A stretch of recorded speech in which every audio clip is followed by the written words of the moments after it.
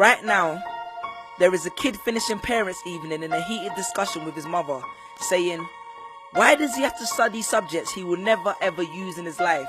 And she will look at him blank-eyed, stifle a sigh, think for a second, and then lie. She'll say something along the lines of, you know, to get a good job you need a good degree, and these subjects will help you get a good degree. We never had this opportunity when I was younger. And he will reply, but you were young a long time ago, weren't you, Mum? And she won't respond, although what he implies makes perfect sense, that society's needs would have changed since she was 16. But she will ignore him, grip his hand more sternly, then drag him to the car. But what she doesn't know is that she didn't ignore him just to shut him up. She didn't lie because they were just returning from parents' evening and an argument in the hallway would look bad on her resume. She won't lie because she just spent the last 1 hour convincing a stern-faced teacher that she will ensure that her child studies more at home. No, she will lie simply because she does not know any better herself. Although her whole adult life she has never used or applied Pythagoras' theorem, pathetic fallacy, and still does not know the value of x, she will rely on society to tell her that her child, who has one of the sharpest minds in the school, is hyperactive, unfocused, easily distracted, and wayward. Students, how many equations, subjects, and dates did you memorize just before an exam never to use again? How many A grades did you get which were never asked for when you applied for a job?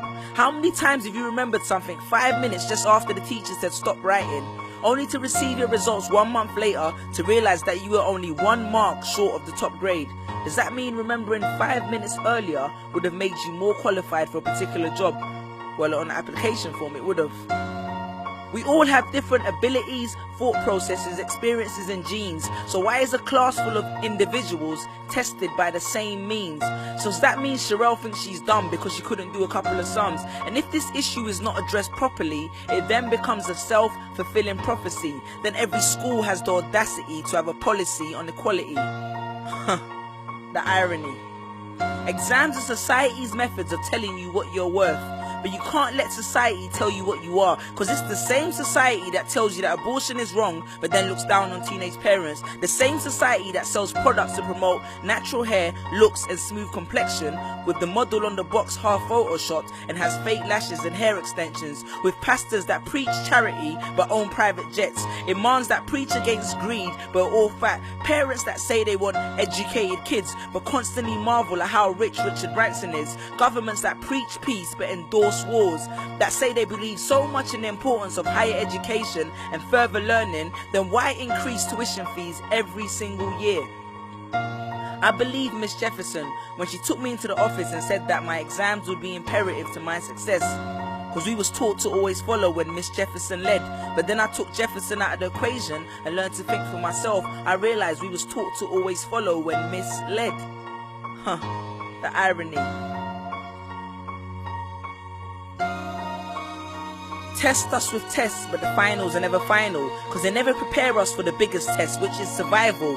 And what I suggest is fairly outlandish, so I do not expect everyone to understand this, except for the kids who knows what it feels like to be worth no more than that D or that A that you get on results day, and the ones whose best stories were never good enough for the English teacher, because apparently you missed out key literal techniques, did not follow the class plan, and the language was too informal for him to understand. But then he'd reference Hamlet and Macbeth, and you'd fight the urge to express your contempt by partially clenching your fist with only your medius finger left protruding in the middle of your hand, and then asked if he was aware that Shakespeare was known as the innovator of slang. Or the kid at the back of the class who thinks, why am I studying something that doesn't fuel my drive? But then when confronted with a maths problem, his eyes come alive. So this one is for my generation, the ones who found what they were looking for on Google, the ones who followed their dreams on Twitter, pictured their future on Instagram, accepted destiny on Facebook. This one's for my failures and my dropouts, for my unemployed graduates, my shop assistants, cleaners and cashiers with bigger dreams, my self-employed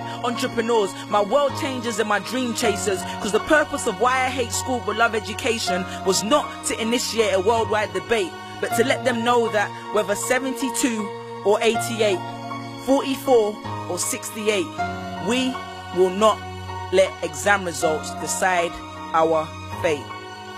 Peace.